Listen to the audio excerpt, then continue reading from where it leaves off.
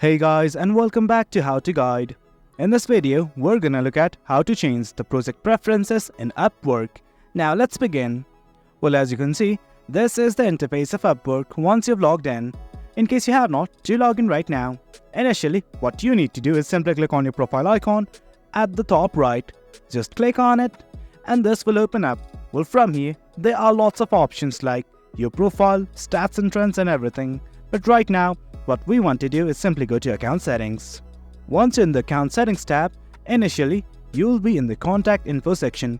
But what we want to do is simply go to profile settings. Under the user settings tab, scroll down and you'll see something like profile settings. Simply click on it.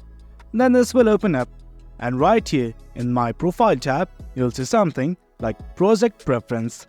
Just click on the drop down button right here and it's gonna give you a few options, both short-term and long-term projects and short-term projects. Select the one of your choice. I'm just gonna select this one.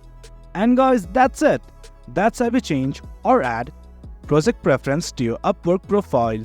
It's as easy as that. Hope you guys found this video informative, and for more content like this, do remember to hit like, share and subscribe. Your support fuels us. Until next time, thank you.